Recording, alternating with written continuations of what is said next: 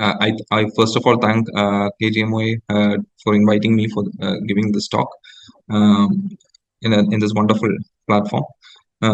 So, as Dr. Abhilash said, acute stroke is really a menace to the society. Right now, the incidence and the epidemiology of stroke is rising, maybe more because of the early identification of the stroke, or maybe because of the lifestyle diseases have gone up and resulting in uh, reducing the age of onset of the stroke. Now the people are getting strokes at much earlier age as compared to the earlier generation. Around people are getting strokes at 40s or 50s. So which contributes much to the not only to the mortality and to the morbidity and the suffering of the family. So I'll start. I'll start by sharing my slides. Dr. Abhilash, can I share my slides? You can, sure. Okay.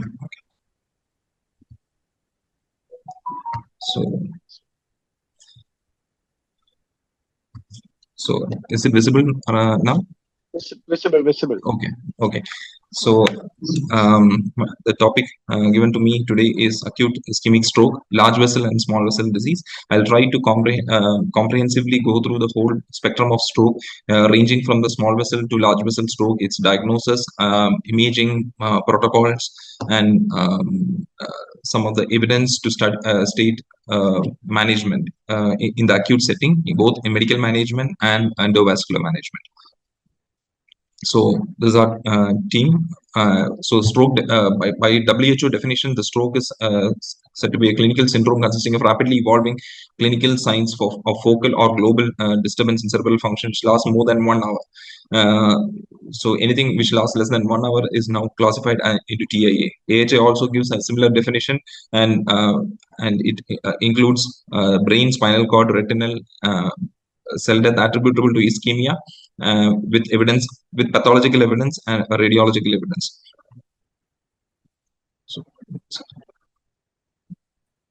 And ischemic stroke is defined as an episode of neurological dysfunction caused by focal, cerebral, retinal, or spinal infarction. All three are categorized as in the category of acute stroke. So the initial assessment of an acute stroke involves history taking, detailed physical examination, and investigations.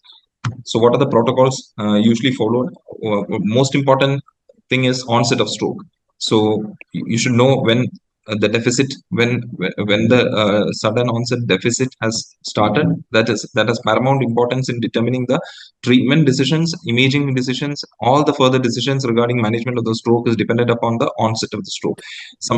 As you know, most of the strokes also present late night, in the middle of the night. So, any time it may be the onset may not be clear because there will be no direct eyewitness to the stroke. So stroke of unknown onset also poses a serious challenge in the diagnosis and management. And in addition, we need to know the past history of similar episodes of stroke, and we need to know the past surgical history, any recent surgical history, because that has implication in the management, in the like thrombolysis. Thrombolysis is contraindicated in many of the surgeries, major surgeries, if the patient has undergone in the last 2 weeks or 3 weeks. And past medical history is of paramount importance, like coronary artery disease, presence of atrial fibrillation, whether the patient is on any anti-arrhythmia drugs, whether the patient is on oral anticoagulation or antiplatelets. All these will have implication in the management. And the major symptoms of carotid TIA or a minor stroke will be transient ipsilateral monocular blindness, contralateral body weakness.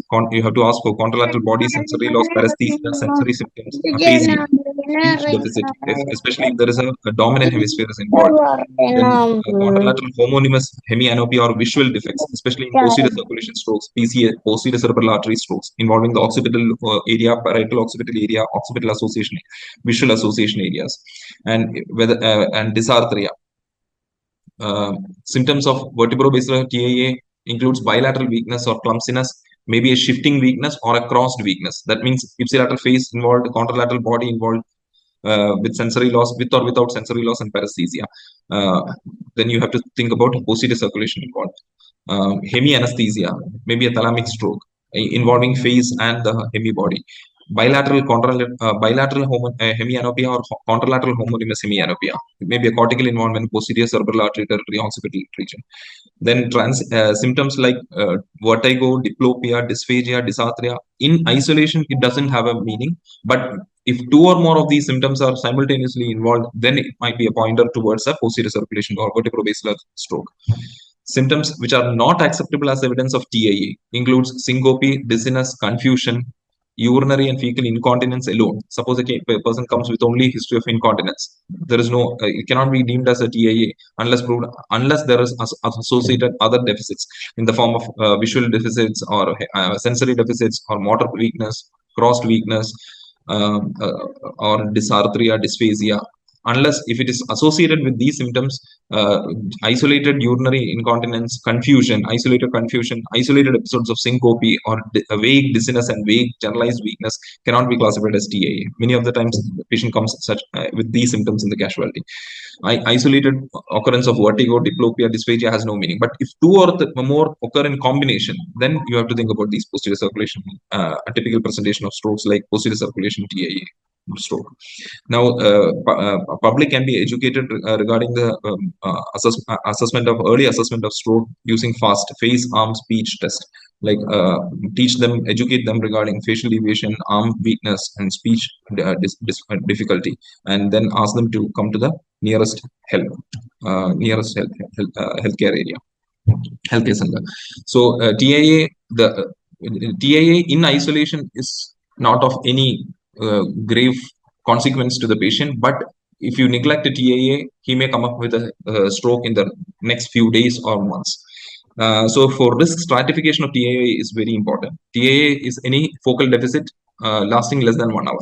So this risk stratification is based on age more than 60 years, blood pressures, high blood pressure lasts more than 140/90, clinical features like unilateral weakness, speech disturbance, duration of symptoms lasting more than 60 minutes or around 60 minutes.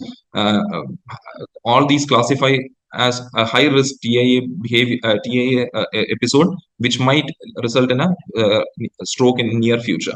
So for risk stratifications, a scoring system is there, ABCD2 score. Any score around 4 or 5 has a risk of stroke. As you can see here, there is a risk of stroke for 4 or 5.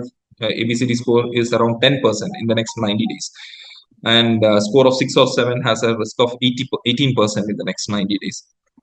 So as soon as you see a TIA, then ask for a baseline imaging like a CT to rule out any hemorrhage or any other contraindications for antiplatelets. Then immediately initiate antiplatelet, at least at the earliest, and within.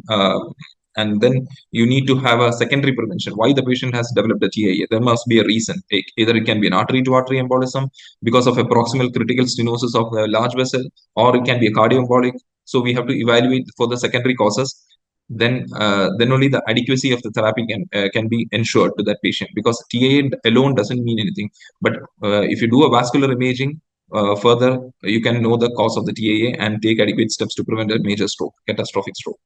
Etiology of acute stroke, we have to look for other etiologies of acute stroke in the case of an acute stroke. TOST classification is a pragmatic classification which has been developed for classifying the etiology of acute stroke. Majority of the acute stroke falls in the atherosclerotic cerebrovascular disease, large artery disease. 20%, around 20% falls in this category. Cardioembolism constitutes 20%. Small vessel disease constitutes 25%. Cryptogenic and idiopathic other causes constitute around 30% of ischemic stroke. Here, this is an example of a large artery stroke. You can see a proximal critical stenosis in the ICA. This is a CT angiogram, reconstructed image showing a proximal critical stenosis of the ICA. Bifurcation. This is the bifurcation. This is the ECA and this is the ICA. You can see a proximal critical stenosis on the right ICA. Here, there is a focal critical narrowing of the middle cerebral artery. You can see the terminal ICA of this is the right internal carotid artery. This is the left internal carotid artery, and this is the basilar coming in the posterior basilar artery here. It's not well visible, but these are the internal carotid arteries. So the right internal carotid artery divides into a middle cerebral artery here and an anterior cerebral artery here in the midline, which supplies the midline. And here, this internal internal carotid artery divides into a left middle cerebral artery here and left anterior cerebral artery here. So here you can see the terminal ICA where it becomes the middle cerebral artery. There is a focal critical constriction of narrowing of the middle cerebral artery here. So any occlusion more than 50% or 60% is classified as significant. With you need to do a plaque morphological analysis whether that plaque is an unstable plaque or a stable plaque, just like a coronary plaque. So how do you know whether it is unstable or stable? You do an MR plaque imaging to see whether the plaque is stable or unstable. Now there are methods to assess the stability of the plaque, and if it is an unstable plaque, the chances of a next TIA or chances of it getting rupture, occluding is very high. Plaque rupture and occlusion rates are very high if in an unstable plaque. So you have to characterize the morphology of a plaque in the case of a large vessel critical stenosis. So and cardioembolic stroke, the major causes of cardioembolism, most of the people are well aware of the cardioembolic causes like left atrial thrombus, atrial fibrillation, transient VT, six sinus syndrome, recent myocardial infarction, any bioprosthetic valves, rheumatic heart disease, congestive heart failure with a low ejection fraction, less than 30%, dilated cardiomyopathy, all these, and bacterial endocarditis. All these are the well-known causes of cardioembolic stroke. And other causes, small artery stroke, penetrating artery stroke, or perforator stroke, what we call as perforator stroke or arteriopathic stroke. This is caused by a branch occlusion of a small perforating artery, a tiny artery, and not the major vessels are involved. The tiny perforators are involved. Here you can see the perforator getting involved in the basilar. A basilar perforator artery stroke resulting in a ventral pontine infarct. This is pons. This is a ventral pontine infarct. Here you can see a small perforating artery stroke resulting in a thalamic infarct. This is a thalamus. Here you can see a lacunar infarct. Any infarct less than 2 centimeters is classified as a lacunar perforating artery stroke. Or a branch artery stroke. The major etiology being lipohyalinosis. The pathophysiology is lipohyalinosis because of uncontrolled diabetes, metabolic derangement, uncontrolled diabetes, hypertension, dyslipidemia, or hyperhomocysteemia, age. All these factors contribute to lipohyalinosis of small arteries, which result in these type of small vessel strokes. Other causes of strokes also includes cryptogenic stroke, that is embolic stroke of unknown source. We don't know the source where it comes from. Some emboli suddenly threw up into the brain from somewhere, maybe mostly from the arch of aorta and large artery, large proximal vessels.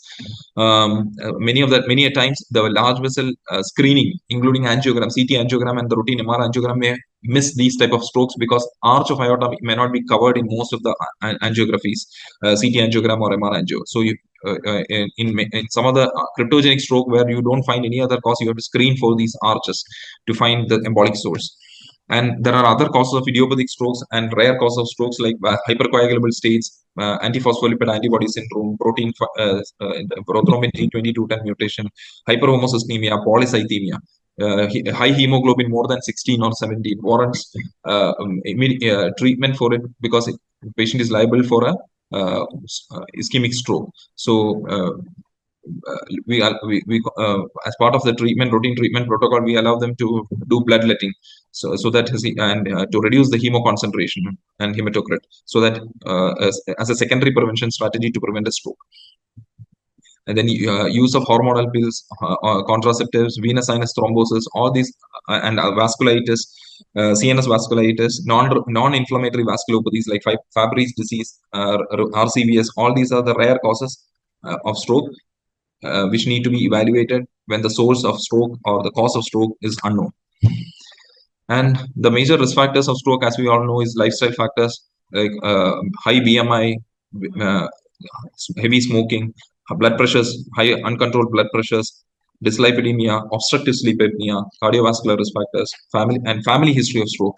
If you have a strong family history of ischemic heart disease or stroke, you have to evaluate for all the rare causes of strokes like metabolic causes, hyperhomocysteemia, factor deficiencies. Everything has to be screened. Now, the goal of diagnosis of stroke is to identify the stroke type within 60 minutes, within as early as possible, not within 60 minutes. There is no criteria or threshold as 60 minutes, as early as possible, so that the treatment can be initiated at the earliest because time is brain. You lose 2 million neurons in a span of minutes if you don't identify early. And the greater some people, so how do you know whether your brain will survive this long? or your brain doesn't survive. Some people's brain survive for, some are fortunate that even after 10 hours, some people used to say, okay, he went after 6 hours, 8 hours, and revascularization strategy worked, like thrombolysis worked, and patient became completely okay. Some people, even after reaching 2 to 3 hours, they are unfortunate people. They lose they develop massive infarction in spite of getting revascularized and thrombolized. Why the difference? So this difference is mostly because the collateral status is different for different patients, different people. My collateral status will be different from yours, and that will be different from a third person's. So each person has his own collaterals, and these collaterals are the ones which are helping the brain to sustain this ischemic insult for a long duration. Some may sustain it for hours. There are people who have come to me with acute stroke who has last sustained ischemia for 18 hours, 16 hours. We revascularized it after at around 20 hours or 18 hours, became completely normal. But some unfortunate ones, even 2 to 3 hours revascularization, within 2 to 3 hours their brain is gone. In fact, volume has completely become huge, and the patient has developed a permanent morbidity, and some of them developed permanent deficits. So early identification is the key. So for that, acute stroke teams should be ready, and stroke rating scale, everyone should be in that acute stroke team who is dealing with the emergency acute strokes should be well versed with the stroke rating scale. It is called NIHSS, National Institute of Health Stroke Scale. And the baseline investigations, of course, chest X-ray, blood sugar, ECG, everything is warranted. Blood sugars more than 400 is a contraindication for thrombolysis. So you need to have a blood sugar at the time of presentation. And blood pressures, any high blood pressures around shooting around 210, 220 is a contraindication for thrombolysis. So you need to be well aware of the blood pressures also. And if the patient is in within window period, we need to optimize the blood pressure before giving lysis. So baseline management is very important in the emergency department. And low NIH. So what is NIHSS? As a National Institute of Health Stroke Scale, many are well versed with the scale. So, for I am briefly narrating the major factors included in the NIHSS stroke scale is consciousness, level of consciousness. How do you assess? Based on questionnaire. If the person answers both the questions correctly, he is given a 2 marks. And if whether we'll assess whether the patient is obeying commands. If he performs 2 tasks correctly, then he is given 2 marks, 2 points. That means lift upper limb, or protrude the tongue, close the eyes. You can give commands like this and see how the patient obeys. If the patient obeys both the commands promptly, then you can give a score of 2. Then gaze deviation. If there's a forced deviation, the score is 2. If there is no deviation, the score is 0. Visual, hemianopia. If there is bilateral hemianopia, score is 3. Complete hemianopia on one side, score is 2. Facial palsy, major complete facial paralysis is given a score of 3. Motor arm weakness. If there is mild drift in the arm, then the score is 1. If there is no effort against gravity and the limb falls, then the score is 3. If there is no movement, the score is 4. Like similarly, leg power is also taken into account, power of the leg. Then limb ataxia. If the ataxia is there present in 2 limbs, then the score is 2. If it is present only in 1 limb, score is 1. Sensory deficit. If there is a mild to moderate sensory loss in one side, then score is 1. If there is severe total sensory loss, the score is 2. Then see if there is patient is having aphasia. Mild aphasia, that means patient is able to tell some words, broken words, then score is 1. If there is severe aphasia, he is not able to reproduce anything, and he's going in for a global aphasia, that's mute and global aphasia, score is 3. Severe dysarthria, score is 2. And sensory inattention, you can simultaneously touch both the sides. If the patient is not aphasic, you can ask simultaneously, you can touch both the sides and ask whether he is perceiving both the feeling on both sides, or you can show both fingers together and see if he is seeing both the fingers simultaneously. This is called simultagnosia. So if there is sensory inattention or visual inattention, then the score is 2. So total score is around 42. So and any score around more than 4 is considered as a major deficit, major stroke. And any score of 8 or 9 is usually large vessel occlusions, large artery occlusion like IC occlusion, or a middle cerebral artery occlusion or anterior cerebral artery occlusion will have as NIHs of around 7, 8 or 9. So anything more than 7 is significant. You have to suspect a large artery occlusion, and you have to do a vascular imaging to know the site of occlusion, which artery is occluded. You need to know if it is a large NIHSS. Now, as I said, blood pressures, monitoring blood pressure is paramount importance. The blood pressure should be brought less than 180, 100, 100 before thrombolysis. It's a level 1 indication. Before thrombolysis, it's mandatory to bring down the blood pressures to 180, 100. But don't attempt to minimize the blood pressures to much lower levels, because if it is a hemodynamic stroke, the patient will have worsening of the perfusion deficit, the brain perfusion, and the flow into the brain will reduce further, and he will develop a secondary stroke. So we have to be very cautious not to reduce blood pressures too much. So 180, anything less than 180, 100 is okay. And like blood glucose, around more than 400 is a contraindication for thrombolysis. So next in the line of management is imaging. How to diagnose a stroke? Now we have identified that it is a stroke clinically. Now you have to go about with imaging. CT is the baseline imaging major workforce in more, as we have CT in all the major all the peripheral centers and all the center. Even I'm sure it will be available in many of the government hospitals also. And so CT is a very valuable tool to assess in patients with acute stroke, because once you assess the CT and you deduce that there is no major infarction, but the patient has clinically, there is a definite deficit of the there is a definite deficit in the form of either aphasia or visual difficulty, hemianopia, or paralysis of the limbs, upper limb weakness or lower limb weakness, then you can definitely thrombolyze the patient immediately, if provided there is no bleed in the CT. So CT is a baseline imaging, basic mandatory requirement for the management of all acute strokes. So the major purpose of CT is to exclude intracranial hemorrhage, so that you can thrombolyze the patient immediately, to establish an aspect score. So I'll tell you what aspect score is. So the infarct volume in the CT, assessment of the infarct volume in the CT, we use a score called aspect. So this is the aspect score. It is developed by the Alberta Stroke School, Canada, Calgary. So it's very simple. You can see this is the CT brain. You take CT brain in two cuts. One is at the basal ganglia level. This, as you can see, this is the thalamus. This is the internal capsule. You have caudate here. Is my arrow visible? Yes, yes.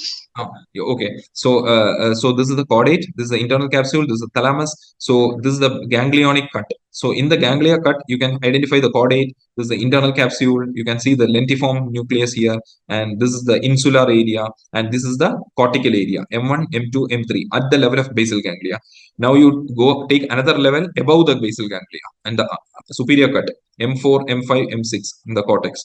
So assessing these two, if there is infarction or hypodensity, this is a normal CT. You can see clearly see the gray white differentiation is made here. The white gray matter is seen as light, and white matter is seen as a little bit dark. That's how it looks in CT. So here the gray white differentiation is clearly maintained everywhere. You can see the sulci, you can see the gyri here. And you can clearly differentiate between the gray and white matter. So if it is obliterated here on this side, suppose in the M1 area it is obliterated, that means one score is less. So total there are 10 areas is taken into account. 1, 2, 3, 4, 5, 6, 7, 8, 9, 10. Above the supraganglionic level, 3 levels, and ganglionic level there are 6 areas. So adding together you will get a score of 10. Out of 10, you can for each area which is gone because of infarction, because of hypodensity, you can subtract that area from 10. So if M1 is gone, 10 minus 1. If M1 and M2 both are gone, 10 minus 2. So this aspect score will be 8. It's very simple calculation. Only thing, you have to identify the infarcted tissue from the CT. This is a very important tool, because this is going to you are going to thrombolyze based on this aspect score. Any aspect score more than 7, that means 8, 9, 10 is safe to thrombolyze. But ideally, 9 and 10 is the safest to thrombolyze. So you can do it at any center, any center in the periphery. Any physician can do it, provided that he knows how to read aspects Just learn aspects and be thorough and confident in assessing aspects in the CT brain. Know what are the contraindications for thrombolysis. Assess the patient's national NIHSS scale, and then you can lyse the patient immediately then and there. That will be beneficial, 100% beneficial for that patient. But you have to give the risks also. There is a 6% bleeding risk for IV thrombolysis. So the aspect score is very important for understanding and for delivering the stroke care in all the centers. You just need to have a baseline CT machine to give a CT brain. And you should know how to calculate the aspects, how to see the gray-white differentiation, to see whether the gray-white differentiation is obliterated or not, and subtract that area from 10, and you will get the aspect score. Any aspect score more than 8 is safe to thrombolize. So this is a posterior circulation aspects, which is not routinely used. It's for research purpose mostly. This is the midbrain area. This is the occipital area, thalamic area, pondine area, cerebellar area. These are the posterior circulation areas we have to look for in the CT. Usually posterior circulation areas are not well visible, infarcts are not well visible in the CT. For that, you need an MRI. For posterior circulation strokes, you prefer to do an MRI rather than CT. So if you are suspecting a posterior circulation stroke, go directly for MRI. Don't waste time on CT. So this is MR. If there is a facility for MR, you can directly go for acute stroke imaging MR protocol. There are centers following MR protocols also. We follow for early window strokes, we follow MR protocol, and for late window strokes, we follow CT perfusion protocol. So it varies from center to center. So how do you assess infarcts in the MR? This is the diffusion weighted image. This is a flare image. You can see a diffusion hyperintensity here. Can you see a bright area here? This is the diffusion restricted area. Yeah. So here also you can see a bright area, diffusion restricted area. This is the flare image. Here there is a bright signal intensity in diffusion. That means it is diffusion restricted area, but flare is preserved. There is nothing in flare. Flare is clean. That means this infarct is less than 4 hours and it is not evolved, not completely mature. That infarct is not established. So still that brain area can be salvaged by proper revascularization. This candidate is an ideal candidate for IV thrombolysis. But here if you see diffusion, there is a diffusion restricted area, and here you can see the flare changes have already started appearing. You can see the flare white areas here in the same areas as that of diffusion. Some of the areas has become white in the flare also. That means that area is already going. It is undergoing permanent damage. Flare edema has set in. That is cytotoxic edema has started to set in. That area is gone. You cannot revascularize or salvage that area. So thrombolizing these patients will be risky because this damaged area is the area going to bleed also. So there is a chance of reperfusion bleed. If you do either mechanical thrombectomy or IV thrombolysis or whatever revascularization strategy you do, there is a chance of bleed. So this area is gone. So what does it mean? Diffusion is, if diffusion shows a hyperintensity and flare doesn't show a hyperintensity, that means it's called diffusion flare mismatch. So if there is a mismatch, that means that area is salvageable. You can revascularize the patient, you can thrombolyze the patient. Usually it indicates that the stroke is within 4.5 hours. Suppose the patient gets up from sleep and comes to your suddenly comes with a deficit into the casualty. You don't know when the onset of the stroke. Somewhere in the sleep he developed the stroke. So you take an MR and you can see the diffusion flare mismatch. Then you can infer that stroke is within 4.5 hours. That means that patient has developed a stroke somewhere in the sleep within 4.5 hours of coming to your casualty. Now, so the main, as we said, the major recommendations is either you can use a CT-based protocol or a multimodality CT or MRI protocol. But vascular imaging is a must in acute stroke. Now, you cannot stop with CT alone. So if you don't have a facility for vascular imaging, what vascular imaging includes angiography, like CT angiogram and MR angiogram. If you don't have a facility for angiogram, then that patient has to be referred to a center immediately with a vascular imaging facility, like an angiogram facility. Either a CT angiogram or MR angiogram should be there. But for after thrombolysis, you can do a thrombolysis if the after seeing the CT once the CT aspects is more than 8. There are certification programs for assessing aspects. Many of the physicians can take part of a certification program and work with the stroke units for some time, or like 1 or 2 months or 3 months, do observership, and you can get a aspects certification, and you can assess, and you can initiate the thrombolysis in peripheral facilities also.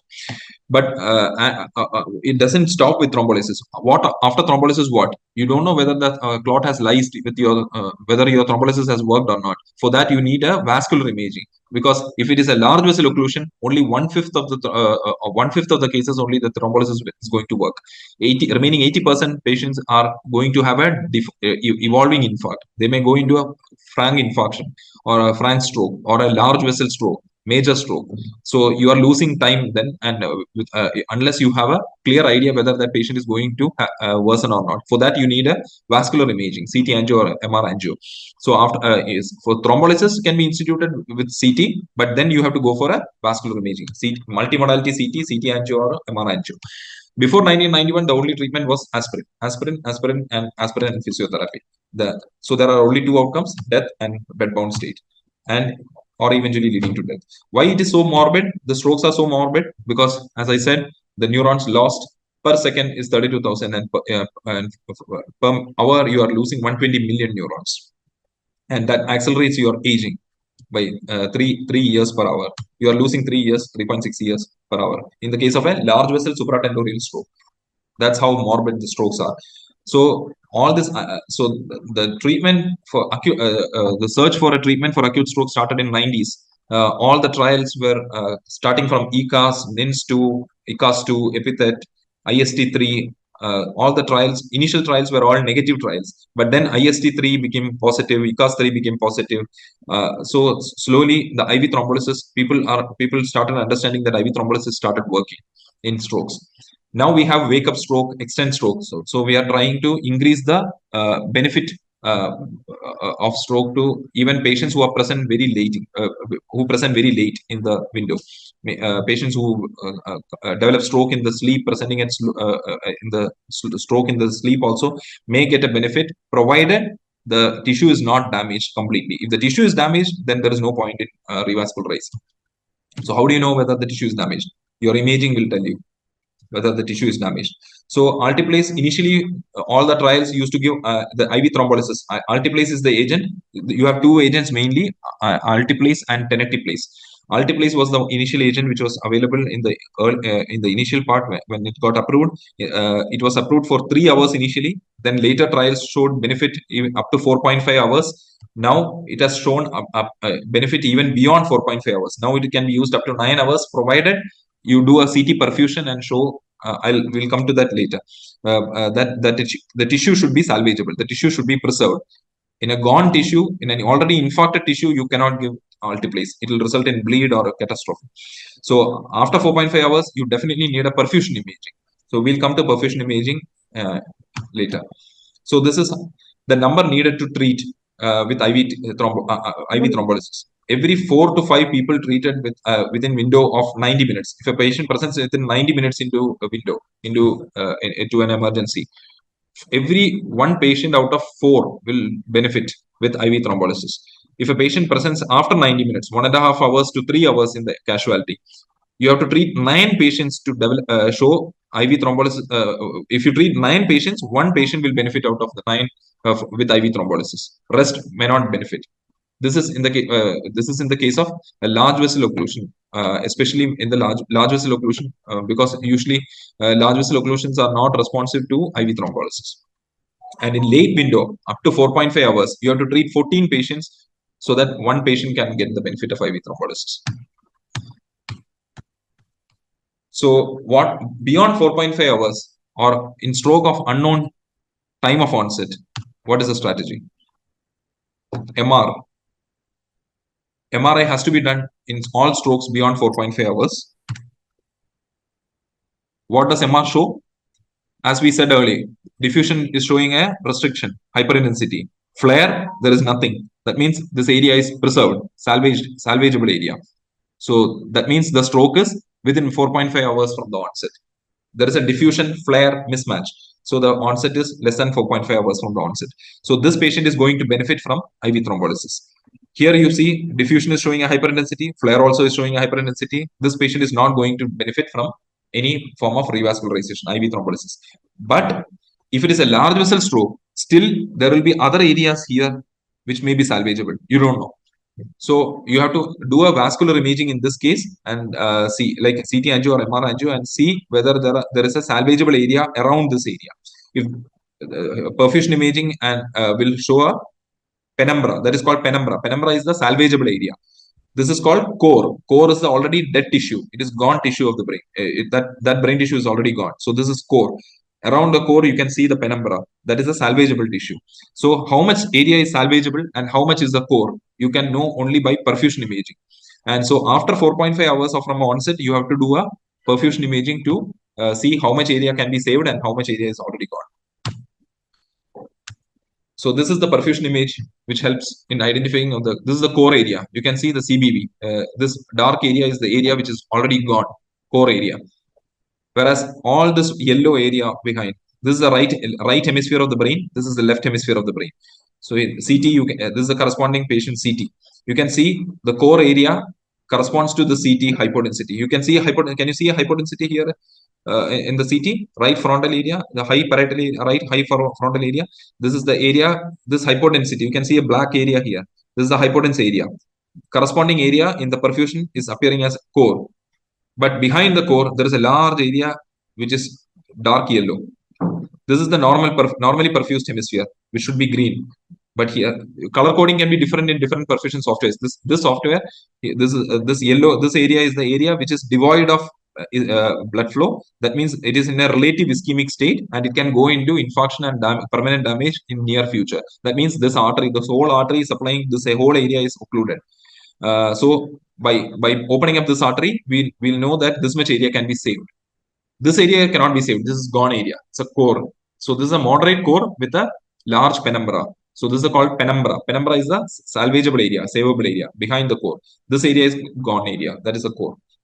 So this is a perfusion imaging, based on which after 4.5 hours, we come to a decision whether to open the artery, whether to give IV thrombolysis, whether to do mechanical thrombectomy and open the artery. All these decisions are based on this perfusion imaging. So thrombolysis, in a wake-up stroke, you don't know the time of onset. After 4.5 hours, you do a diffusion MRI and see the diffusion flare mismatch. And if there is any flare edema, if there is already a core which is formed, then you go for a CT perfusion. Now, what are the indications of thrombolysis? Any stroke which has a NIHSS scale of more than 4. Earlier we talked about NIHSS stroke scale. Anything more than 4 is said to be a major stroke. Sorry. So anything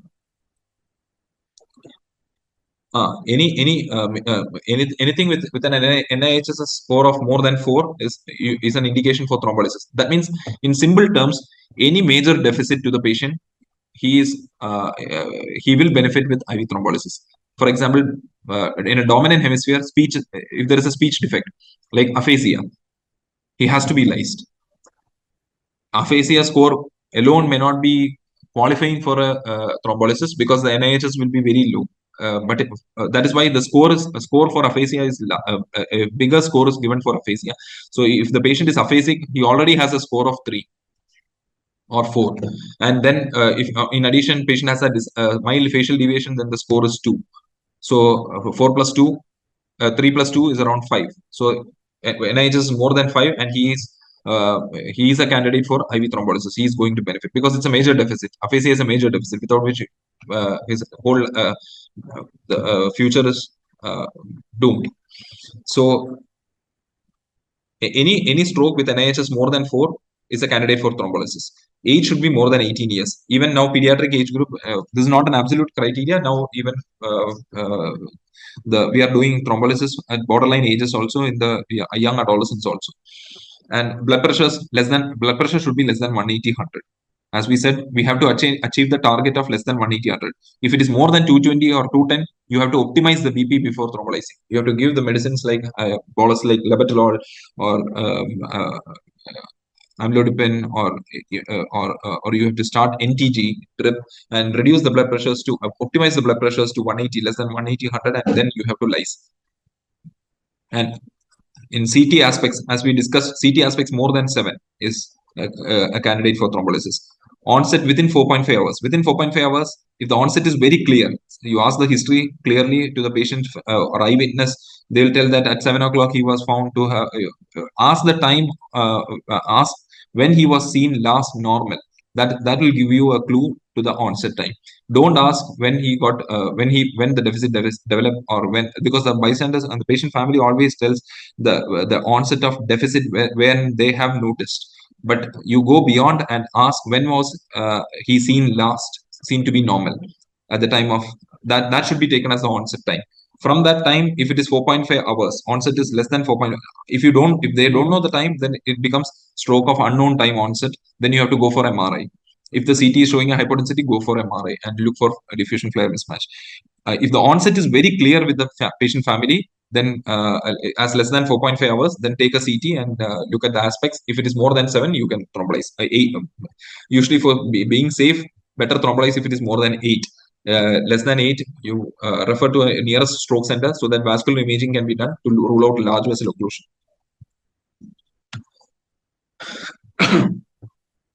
Now, major contraindications for IV thrombolysis. Any acute subarachnoid hemorrhage, intracerebral hemorrhage, GI tumors, any GI bleeding within 3 weeks. In the past 3 weeks, if the patient had a GI bleed, contraindicated for thrombolysis. Aortic dissection is a contraindication as per AHASA guidelines 2019. All others are relative contraindications, like head trauma less than 3 months is a relative contraindication nowadays. Any past history of stroke in the last 3 months is a relative contraindication. There is no absolute contraindication for thrombolysis. Even if the patient has developed a stroke 1 month ago or 2 months ago, it was a minor stroke, there was no large deficits or large infarcts which are seen in the CT, then you cannot deny thrombolysis to that patient, telling that in the last 2 months you had a stroke, hence you are not eligible for thrombolysis. You cannot say that. That patient can be lysed, provided the infarct volume is less and he has completely recovered from that deficit. So the absolute contraindications for IV thrombolysis is reducing nowadays. Hemorrhage definitely is a contraindication. Any intracranial surgeries or surgeries done in the last 1 month is a definite contraindication. GI bleed within 2 to 3 weeks is a definite contraindication. Major surgeries in 1 month is a definite is a contraindication. So after IV thrombolysis, what next? Things to look for post thrombolysis: blood pressure control. Look for BP. As we said, we have to have a tight BP monitoring for the next 24 hours once you lyse the patient, because he is liable for reperfusion bleed. What is the rate of reperfusion bleed after IV thrombolysis? 6 to 8%. So you have to counsel the family that the patient may get a hemorrhage. There is a risk of hemorrhage of 6 to 8% after IV thrombolysis. And the hemorrhage risk increases if his blood pressures are uncontrolled and not monitored. So you have to have a strict blood pressure monitoring mechanism for when you are starting an IV thrombolysis facility. So blood pressure should be monitored every 15 minutes in 2 hours, every 30 minutes for 6 hours, and every hour for 24 hours. Aim of the blood pressures is to lower it to less than 170/100. And ICH is a devastating complication which can develop in thrombolysis, after thrombolysis, in 6 to 8% patients, especially taking patient who has coagulopathy. But if you it is not mandatory that you have to check PT-INR in all the cases of IV thrombolysis. But if there is a history of coagulopathy, or if there is a deranged liver function, or patient on anticoagulation, better be safe. Check for coagulopathy before thrombolizing the patient. PT-INR should be made available rapidly before thrombolizing in such patients, not in all patients. Overall risk can vary up to 6 to 8%. Symptomatic hemorrhages is around 3% to 2.5. In large trials, it has been shown to be 2.5% to 3%. What are the risk factors for developing large post thrombolysis hemorrhage? One is development of a large infarcted area.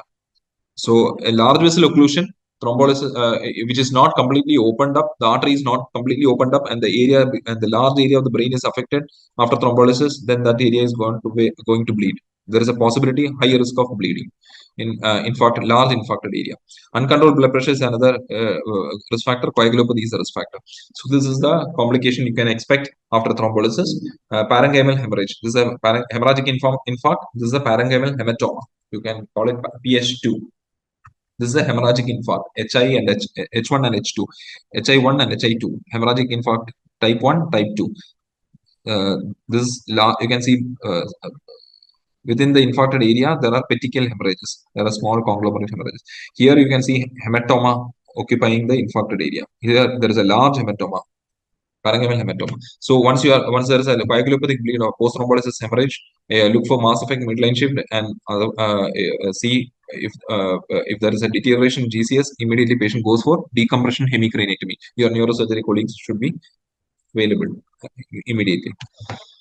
So in large artery occlusion, you have thrombolyze. Small artery occlusion, once you thrombolize, patient gets better, then blood pressures are optimized and patient remains in the ICU. The management is in the acute period is over. But in large artery occlusion, only, as you said, as we discussed earlier, only 1/5 of the patients are going to have revascularization. That means artery will be opened only in 20%. Rest 80% artery is remaining closed. Artery is not opened. In that case, you have to go for a mechanical thrombectomy. So up to what time you can go for mechanical thrombectomy? You can go up to 6. Earlier trials showed that up to 6 hours it is beneficial.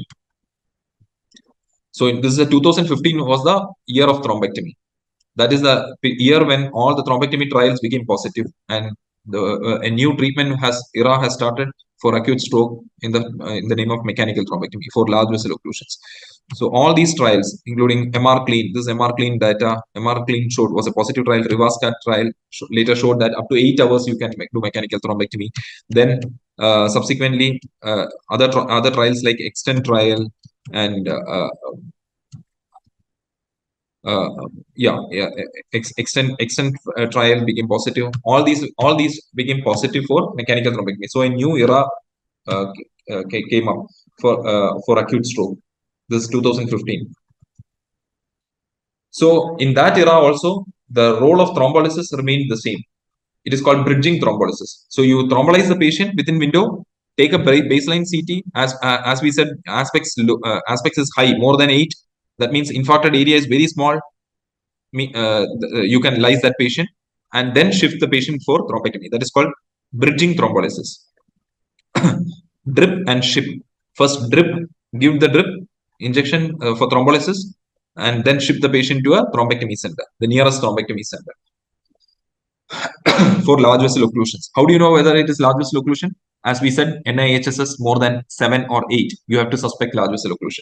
A large NIHSS score, that means the patient has a major deficit, aphasia, becoming drowsy, developing gaze deviation. All these are markers to show that patient is having a large vessel occlusion. Immediately shift to take a baseline CT, lyse the patient at the earliest. If it takes more time to shift to, you lyse immediately and then shift the patient.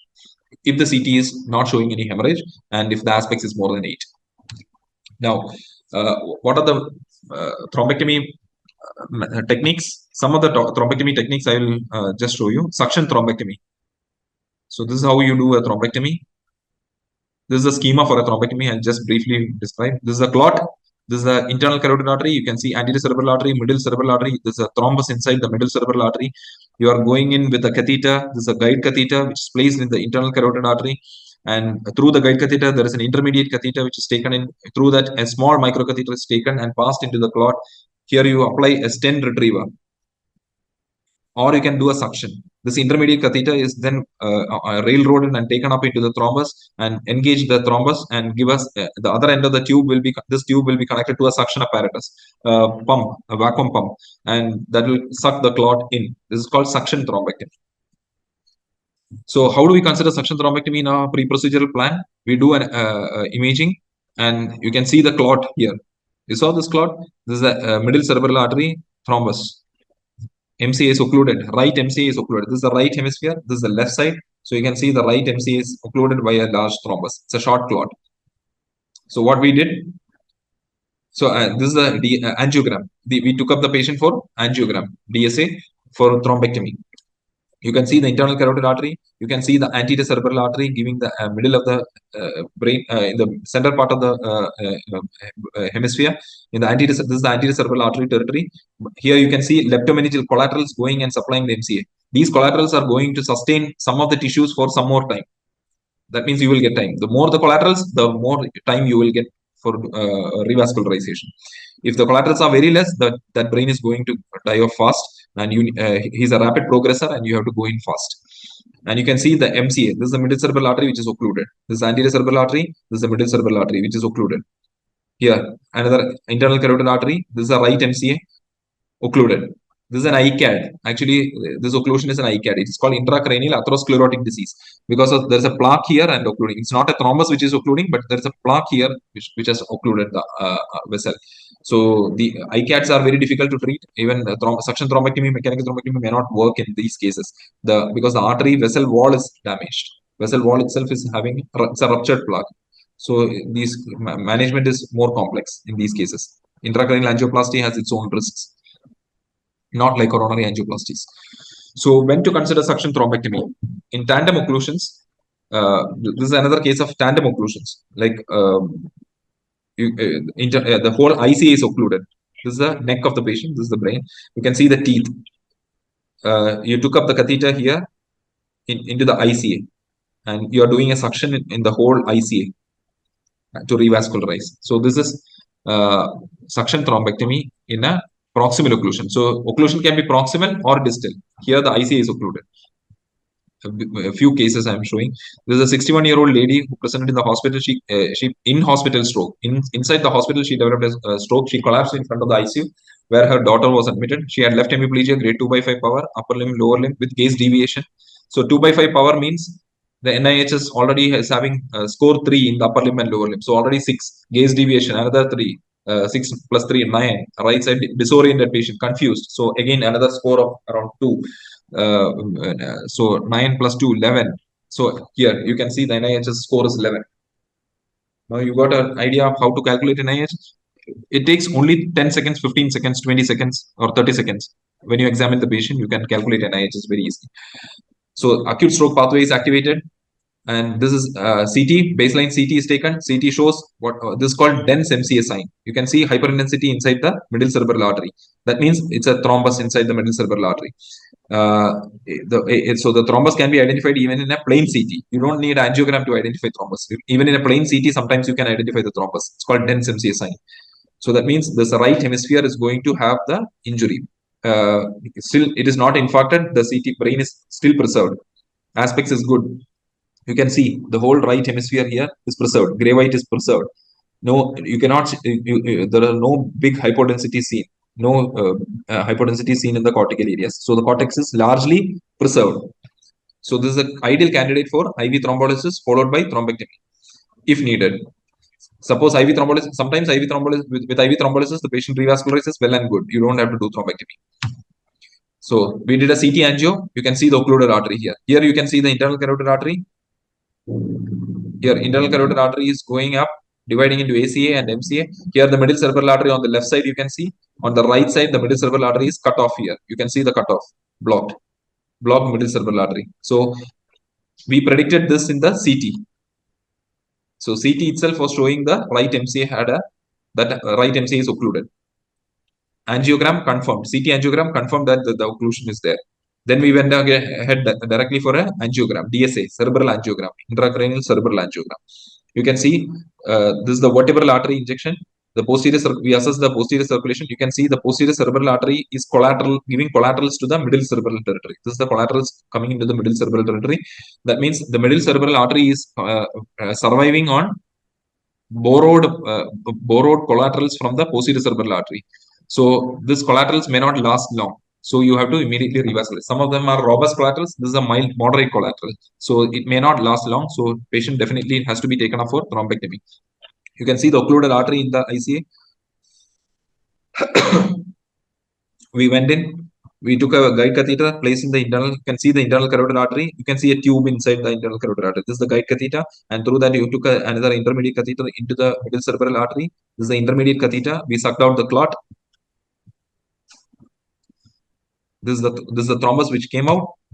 and this is the artery which is open. You can see the middle cerebral artery is completely open. Now you see the perfusion. Anterior cerebral was already open earlier. Here you can see anterior cerebral was already flowing, and it was some of the collaterals were contributing to the middle cerebral here, but MCA was cut off here. Here you can see the same MCA is opened up now here. This was the site of occlusion. The thrombus came out and the artery started flowing. Patient clinically improved post-MD. Another 65-year-old male, coronary artery disease, type 2 diabetes, acute left hemiparesis, dysarthria.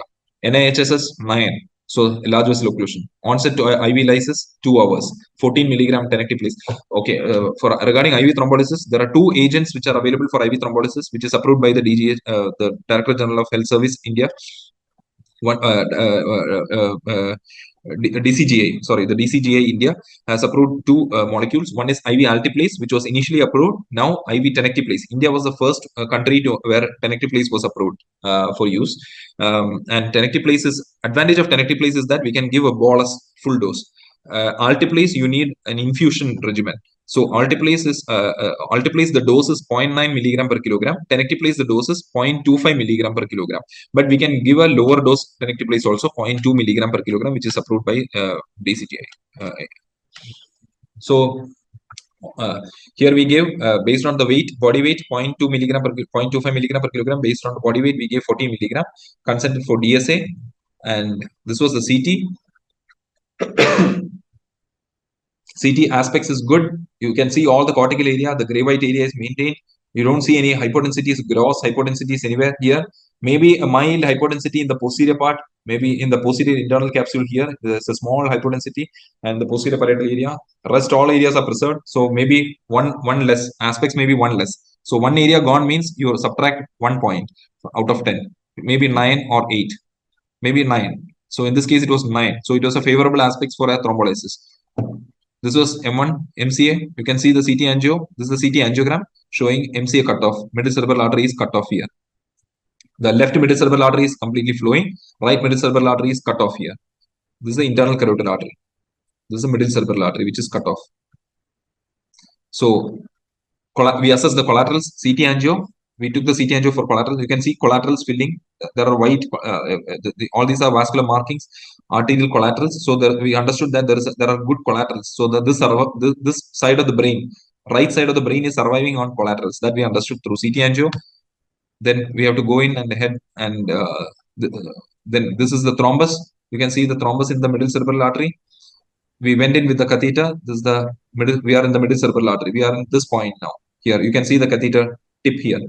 Intermediate catheter here. This is the clot.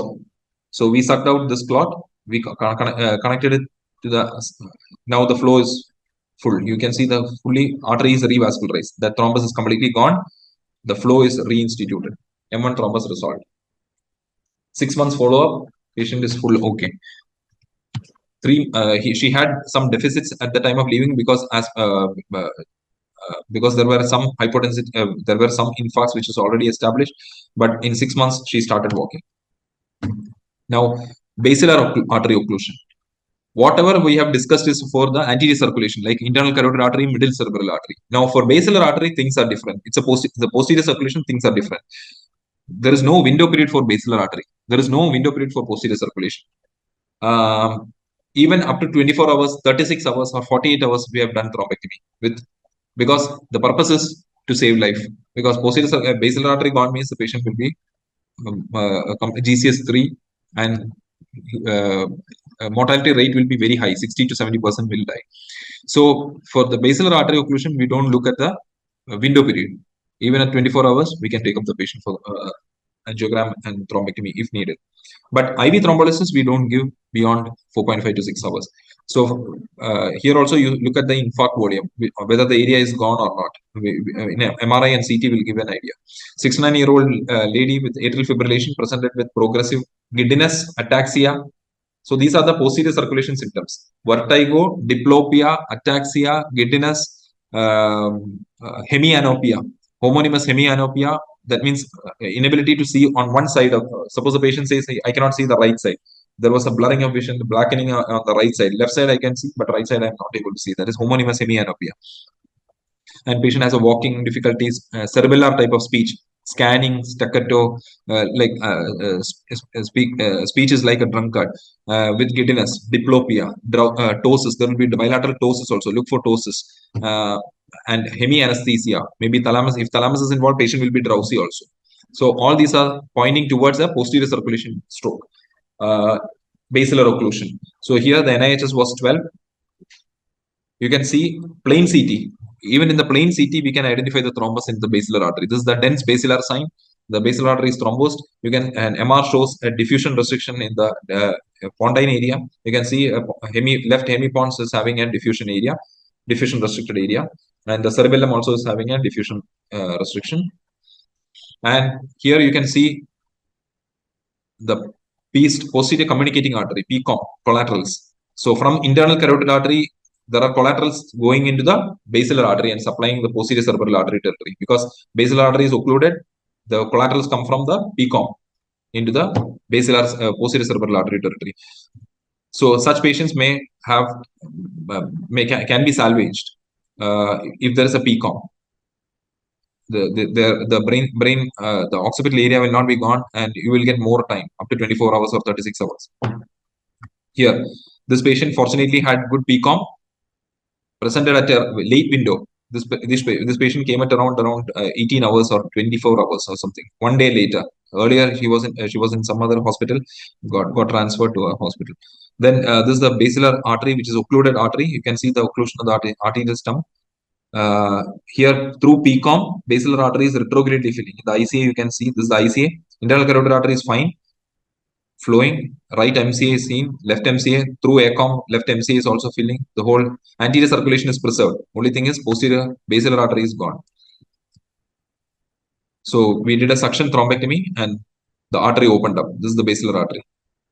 Earlier it was occluded here. Here you can see after this curve, we took you can see the catheter here, catheter and micro catheter and the intermediate catheter. You can see the artery was occluded here. At this point, it was occluded. Now it is revascularized and flow started appearing in the distal basilar port circulation. So the basilar artery is opened up. 5 months follow-up, MRS1. Now she started walking after 5 months. Patient had an atrial fibrillation, so patient is on anticoagulation, oral anticoagulation. For secondary prevention, the cause of stroke has to be completely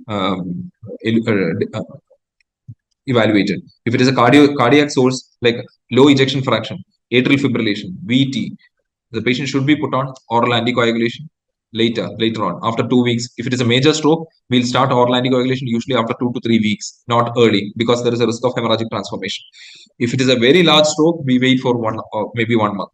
But secondary prevention has to be initiated in a later date, like oral anticoagulation or a dual antiplatelet. And that dual antiplatelet has to be continued for 3 to 6 months. And then can be converted to a single antiplatelet. But if the patient has arrhythmia and high risk cardiac risk factors and recurrent stroke, then better to continue on dual antiplatelet. And if it is cardiac source, better to continue on anticoagulation. So, is there evidence of thrombectomy after 6 hours? Up to 6 hours is okay. After 6 hours, is the thrombectomy okay? So there are 2 trials which help, which answered this. One is Dawn trial and Diffuse trial. So after 6 hours also you can do thrombectomy up to 24 hours. But you cannot, the patient selection should be based on MRI, MR perfusion and CT perfusion.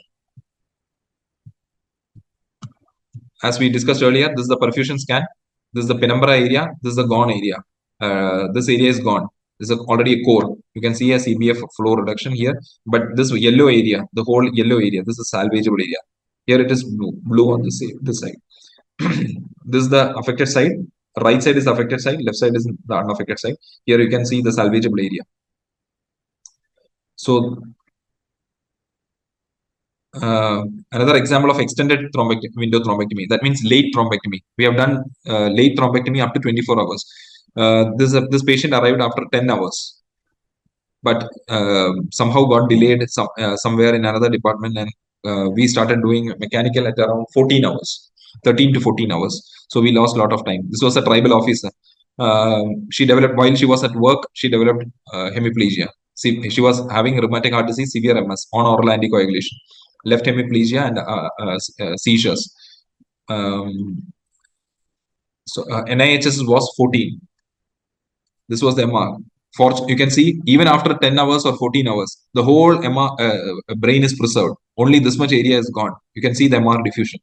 The whole brain is preserved. What is it? Why is it preserved? Because of the collaterals. The whole collaterals were sustaining that much brain. So we had hope. After seeing this image, we had a good hope that we can revascularize the patient and we can save the patient. So we did an MR angio. You can see the MCA is flowing on the left side. The right side MCA is cut off. You can see the cut off on the right MCA. This is the right hemisphere. So this right MCA is cut off here. So perfusion, we did a perfusion scan. Here you can see this area is gone. This black area is gone. This is the right hemisphere, left hemisphere. In the right hemisphere, this area is gone, but this red area, you see, this whole red area, this is the salvageable area. This is the area which is under high risk of getting infarction. So with hours delay, or maybe next day or the next by next day, this whole area will become infarcted and she will develop complete hemiplegia and she will develop going for decompression hemicranectomy. That area is gone. That she will become permanently moribund. So we have to save this area because some area is gone, but there is a large salvageable area. So we proceeded as we did an angiogram. We found the occlusion. We took the catheter in. We are in the middle cerebral artery now. In this part, in the occluded, this is the occluded part. Here, internal carotid artery is dividing into middle cerebral and anterior cerebral. This is the occluded part. Here, the catheter is inside. You can see this catheter inside the skull. The intermediate catheter. You can see the stent. This is the stent which we use for retrieving the clots. So we use the stent retriever. Now the artery is fully open. You can see the artery completely opened up. It was occluded here. There was no flow. Distally here. It was completely occluded. Here, there is no flow here. Now the artery started opened up. Artery completely opened up after sucking out the clot. So this area is gone. We predicted that this area will go earlier itself by imaging, and this much area will be salvaged. Exactly, that's what happened. This much area got salvaged. This area is gone. This is the post-op day 2. This area is the hypotenuse area which is gone, and this much area we could salvage after 14 hours or 16 hours of onset of stroke coming from Gudalur. So this is a CT angio at discharge. You can see the middle cerebral artery beautifully flowing and perfusing the whole right hemisphere at discharge. This is the patient. She recovered completely. So take home message, it is not the time which matters, it is the tissue which matters. So we need to know whether the tissue is salvageable or not. So imaging matters. But we need to, thrombolysis can be done at the earliest, and because time is brain, you have to thrombolize at the earliest if possible. If possible, within 3 hours. If within 2 hours or 1 hour, that is the best for the patient. That is called golden hour. That time you will not get. You cannot get that result with a thrombolysis done at a later time, maybe around 6 hours, 8 hours. Definitely, the patient is going to have a residual deficit. Now, usually we do bridging thrombolysis.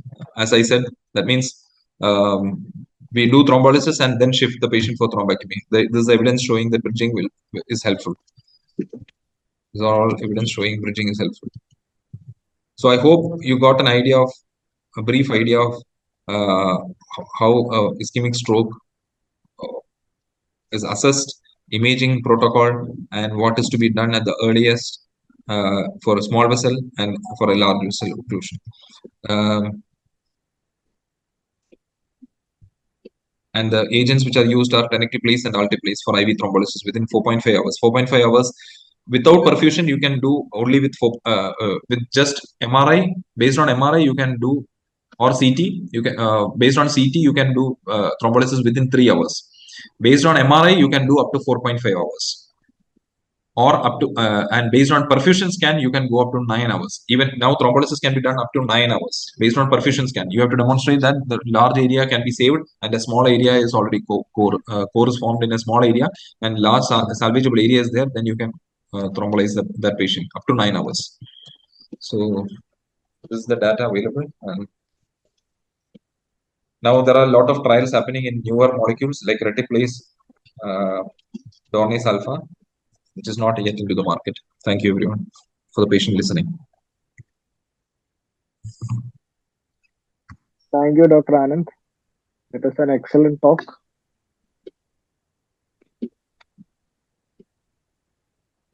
Thank you. Thank you. Am I audible? Any Hello? questions? I'm ready. I'm ready to take if there are any questions. Uh, am I audible? Yes, yes, you can. You are audible. Okay. The first question is, when a stroke patient come to a peripheral taluk hospital, what medication to be given before referral to a stroke center? Yes, good question. If the patient is already on antiplatelets, you need not load the antiplatelets again, but if, on dual antiplatelets. Suppose the patient is on ecosprin or and patient is not on clopidogrel, then you can load the second medication like clopidogrel, 600 milligram. You can give load the patient and then send to refer to a higher center. If the patient is naive, antiplatelet naive, but for that you need a imaging. Imaging is a must because you don't know whether you are dealing with a bleed. So CT is a must. So without seeing the CT, you cannot even load the patient also. Most of the hospitals we don't have CT, so we can only determine clinically we suspect a stroke. Yes, So if there is a strong suspicion of ischemic stroke, that's what. If there is an antecedent history of atrial fibrillation, cardiac risk factor, ischemic heart disease, patient, and there is no typical presentation of that of bleed. Like there is no sudden thunder headache, there is no vomiting, no raised ICP, sudden raised ICP symptoms, no anisocoria, no. But large vessel strokes also can mimic some of the bleeds. That's where you falter. Some of the large vessel strokes will look like a bleed. In that case, you need not give load antiplatelets unless you can just refer to a higher center where there is imaging available, and you can load from there also. It doesn't matter. There is no strict correct. Yeah. Can we give statins? Yes, high dose statins can be given. 40 to 80 milligram. 40 to 80 milligram can be given. But never reduce the blood pressures too much, because you don't know if it is a large vessel occlusion, the patient may be surviving on collaterals, and the collaterals are dependent on high blood pressure. So if you reduce the blood pressure, the collaterals will suffer, and that area is going to have a faster infarction. So the progression of the stroke will be fast. Up to 180, 100 BP is okay. 180, 110 BP is okay. Don't reduce beyond less than 180, 110 in the acute phase. Can we give normal saline to improve the perfusion? Yes, definitely.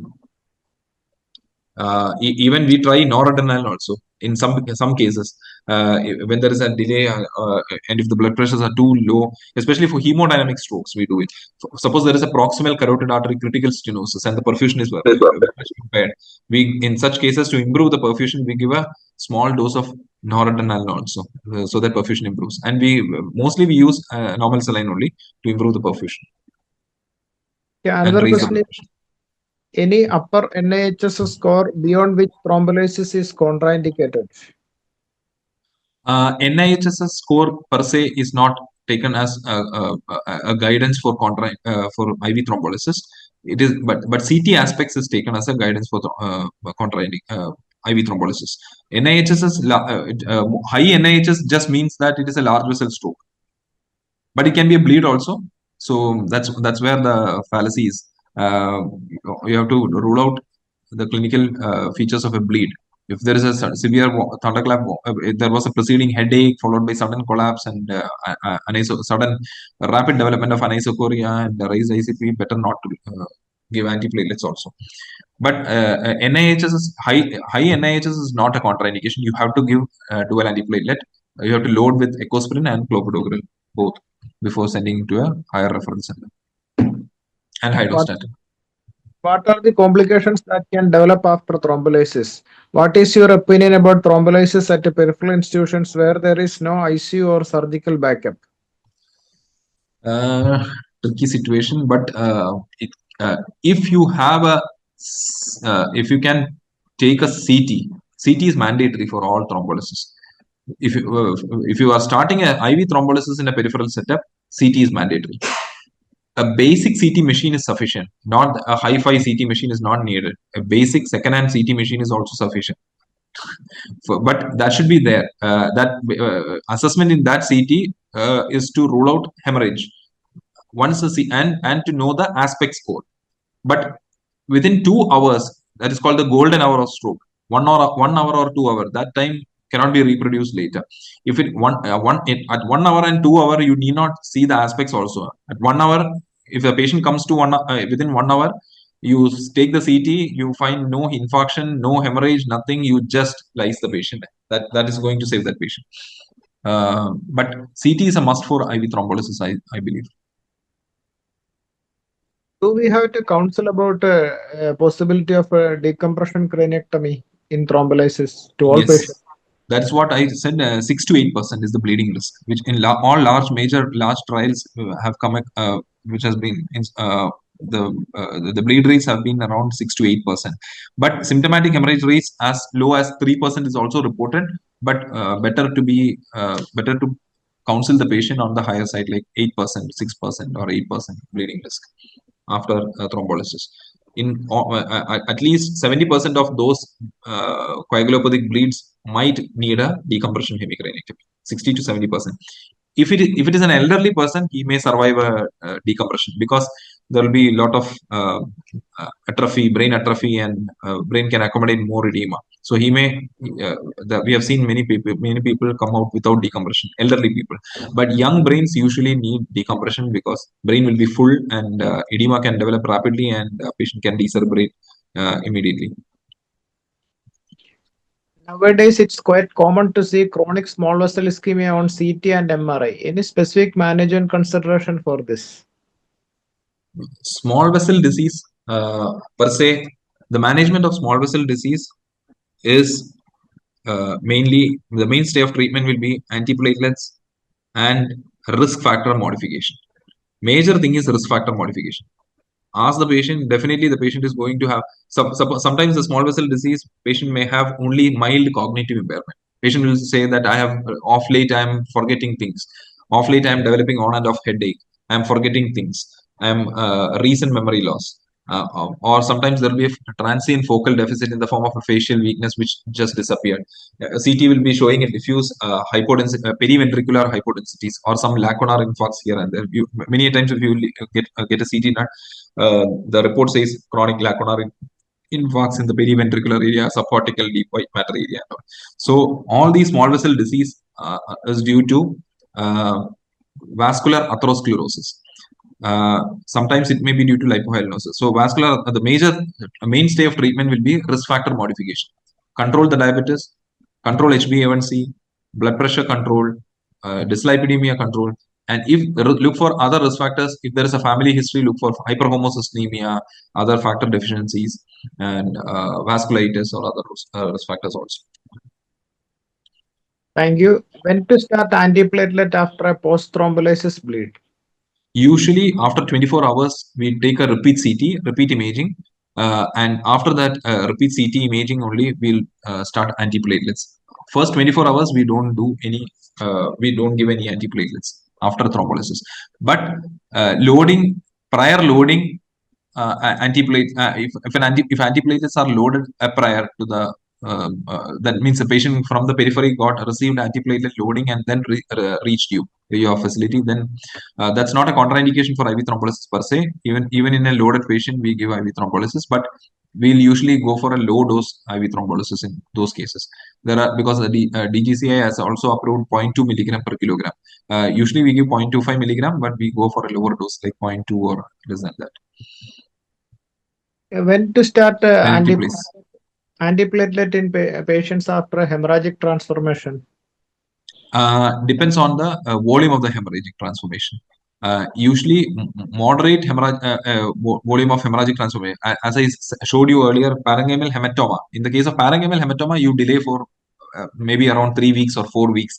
You take a repeat CT, and once the hematoma is resolved, then only you will start. But for hemorrhagic infarcts, you can start after mild to moderate hemorrhagic infarcts. That means hemorrhagic infarct type 1, mild hemorrhagic infarct, you can start after 2 weeks.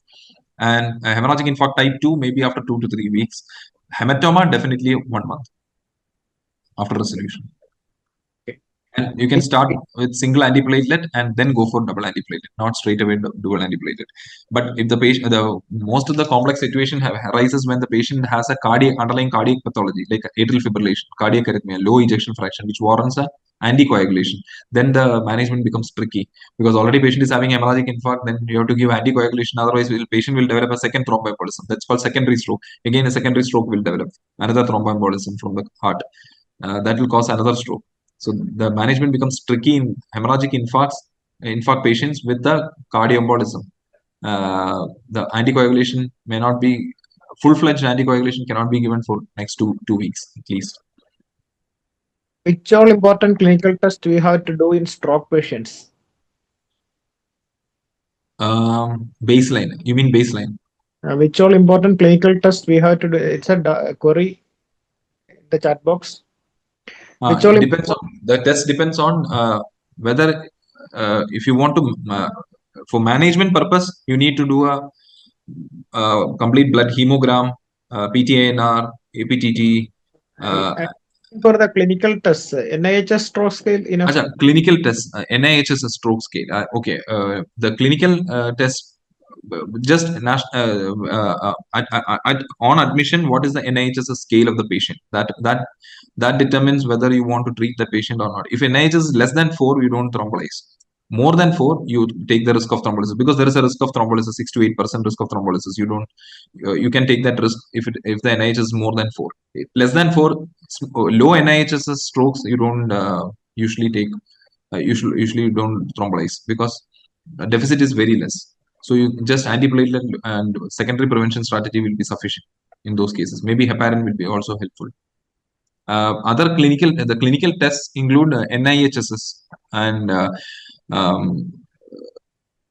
then ABC. Definitely ABC. For posterior circulation, you have to look for ABC because it's a basilar stroke. The patient is drowsy. Thalamic stroke patient will be drowsy. He would have aspirated. So ABC should be made. ABC should be documented. And if there is a desaturation, you have to intubate the patient. And the other clinical parameters you have to look for is the localization. Suppose the patient has a hemiplegia and proceeding with a gaze deviation. The site of gaze deviation tells you the site of stroke. Suppose if it is a left MC infarct, the patient will have a gaze deviation towards the left. If it is an ischemic stroke, in hemorrhage, contralateral forced eye deviation can also happen. Usually in a left MCA infarct, the patient looks towards the side of the infarct. So a forced eye deviation, that will tell you an idea of which side the patient is having stroke with a contralateral hemiplegia. And then anisocoria, look for anisocoria, whether the patient is developing rapidly progressive edema and raised ICP symptoms. Then definitely NIHS includes limb weakness, facial deviation, lower limb weakness, conscious state. You can ask questions to the patient, like simple axial commands you can ask. Lift the limb, lift the leg, where are you from, what is your name? You can ask simple commands and look for the response. If at least two response for a prompt for a normal speech, for a normal conscious level designation, at least two response should be proper. And commands also, patient should be able to obey at least two commands to get a score of 2 at least 0. Okay, another question is when to start heparin in a patient with AF and stroke? Do we need to start antiplatelets in hemorrhagic stroke after acute phase? When to start heparin in a patient with atrial fibrillation and stroke? Do we need to start antiplatelets in hemorrhagic stroke after acute phase? Yeah, anticoagulation in acute stroke, as I said earlier, if it is a large volume stroke involving more than 2/3 of the MCA territory or hemisphere, then we wait. We wait for at least 1 to 2 weeks so that the edema resolves, because the hemorrhagic transformation risk is very high and hematoma formation is very high. So we wait for 1 to 2 weeks at least. But if it is hematoma, we wait further for maybe for around 3 weeks or 4 weeks. It all depends on how much there is a secondary stroke risk. Suppose the LV is showing an LV clot, echo is showing an LV clot. In that case, Even if there is a hemorrhage, we try to start anticoagulation early. Maybe we'll wait for 1 week or 10 days, take a repeat CT, and then see that hemorrhage is resolved, and then we start small dose, at least small dose anticoagulation, because there is always a second, there is a large LV thrombus waiting there to go up and cause a second stroke. Another question is, what is the cost of mechanical thrombectomy? The mechanical thrombectomy, see, it depends on the institution. Each institution has its own you mean if the whole cost is taken up by the patient, and if the institution doesn't support a mechanical thrombectomy, then the cost can go up very high, like around it can vary up to 4 to 5 lakhs. But if the institution supports, if there are mechanisms by which, or if the public, if there is a stroke fund which has been constituted by the institution or by a group or by an NGO or by somebody, then the cost of the stroke thrombectomies can be reduced to drastically to maybe 1.5 lakhs. We can complete a procedure. Less than 1 lakh also, we can do a procedure for around 8, because the cost of the materials has to be borne. If the materials are also provided free of cost, you can do stroke thrombectomy free of cost, if the materials are available.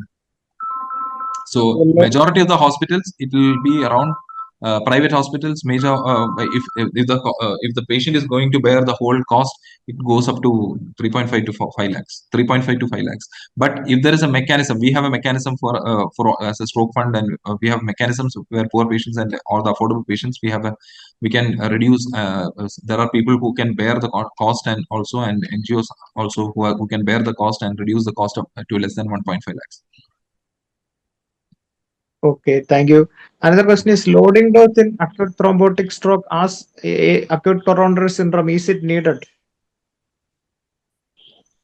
Loading dose. Yes, in acute stroke, you have to load the patient. If the patient is antiplatelet naive, in ischemic stroke, if you are suspecting an ischemic stroke, you can load the patient. 300 ecosprin and 600 clopidogrel. Yes, you can load.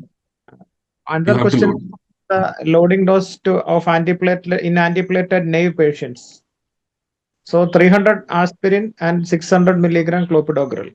Yeah, it depends on the body weight. If the patient is very fragile and less than 45 kg, then you can reduce the dose also, because there is a bleeding risk. Suppose the patient needs an IV thrombolysis in the next center. You never know. It is a large vessel occlusion, or if it is a major stroke and a patient reached within window and her collateral status is favorable for IV thrombolysis. Brain is sustaining till that point of time. Core is very small. Penumbra salvageable area is big.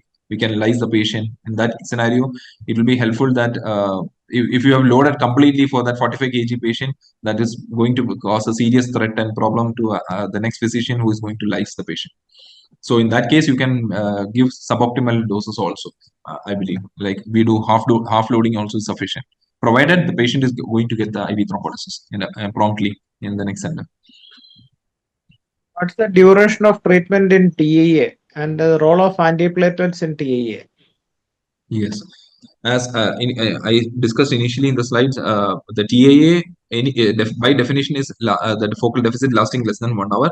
TAA as such doesn't need any treatment immediately, warrants treatment immediately, but it has to be evaluated immediately for before the next TAA. It needs treatment in the sense that you have to start antiplatelet, you have to start the risk factor modification, everything immediately, but further evaluation has to be done for TAA. You cannot take TAA just as a minor stroke and leave it alone, because that will be a precursor and a warning stroke for the next big catastrophe which is coming in the next few months or few weeks. So the risk stratification of TAA, as I discussed earlier, is based on certain factors like age more than 60 years, ABCD2 score, age more than 60 years, blood pressures, high blood pressures more than 140/90, and the focal deficits, persistent focal deficits, like duration of the deficits lasting for around 6. The longer the deficits, if the deficits are lasting longer, maybe deficit lasting 1 or 2, 3, 4 minutes, the ABCD score is less. You can give a score of 1. If the duration of the focal deficit is lasting 20 minutes, 30 minutes, 40 minutes, then the score is 2. You get a higher score. So any score around more than 4 is definitely warrants immediate attention to the cause of etiology of the TAA. Sometimes there will be a large proximal ICS stenosis which is there, which is modifiable risk factor, causing a critical stenosis which has led to the TAA of the patient. So we need to revascularize that. Suppose there will be a cardioembolic stroke, the patient will be in AF. A small embolus has gone in and got lysed and patient recovered. But before the next embolus, a large embolus goes and patient blocks a major vessel, we need to identify that atrial fibrillation and give oral anticoagulation. So TAA as such is not important, but the cause of the TAA has to be verified at the earliest and should be rectified. But you need definitely to start antiplatelet therapy at the onset when you see a TAA patient with vascular risk factors. And you have to risk stratify the patient based on ABCD2 score. Can we give IV mannitol to any stroke patient with a high BP without CT before referral? Mannitol per se is not indicated in any acute strokes. But if you are seriously suspecting a bleed, a hematoma, well and good that you give mannitol and then refer. But if you are suspecting an ischemic stroke, there is no point in giving a mannitol and referring, because anti-edema is not the one which is needed, because edema is setting in. It depends on when you are seeing the patient. Suppose you are seeing the patient after 6 hours or 8 hours, then definitely mannitol will be helpful, because it is a time when edema starts building up. One dose mannitol is not going to do harm, but it is not indicated. Maybe after seeing the CT, the second person may stop the mannitol also, because it's not warranted if there is no edema. Mannitol has to be used only when there is an edema, when there is a crisis. Otherwise, there is no point in prophylactic use of mannitol. But if you are seriously suspecting a hematoma or an IC bleed, you can definitely give mannitol and then refer the patient. That will be prudent, because that will buy more time for the surgeon to decompress the patient also. Only one more question. Previously asked the difference in loading dose between CAD and ischemic stroke, CVA. Difference in loading dose antiplatelet between CAD and CVA. You are more well versed with dealing with all the CADs, so you kindly enlighten me on how much you are giving for CAD. We are giving 300 milligram of aspirin and clopidogrel. 300, huh? 300 in naive patients. Okay, we can in CVA patients you can give 300, 600. That is a proposed loading dose for CVA patients. 300 and 600. Yeah, 300 ecospirin, 600 clopidogrel you can give. Full dose loading. I told you it depends on the weight also. If you are dealing with a fragile patient, 45 kg, better give half loading. Because a patient is going to get IV thrombolysis also from the neck center, it should not cause bleeding. If there is no facility of IV thrombolysis anywhere nearby and the patient is in the window period, and it is going to take at least 3-4 hours, 5 hours by the time they reach hospital, you can give full loading. Otherwise, give half loading. Okay, questions തീർന്നു എന്ന് തോന്നുന്നു. നമുക്ക് wind up ചെയ്യാം. Doctor Bipin. Hello, Dr. Bipin. Thank you, Dr. Anand, for enlightening us about the stroke. So we have to identify the stroke early. നമുക്ക് ഏതൊക്കെ ഹോസ്പിറ്റൽസിലാണ് നമ്മുടെ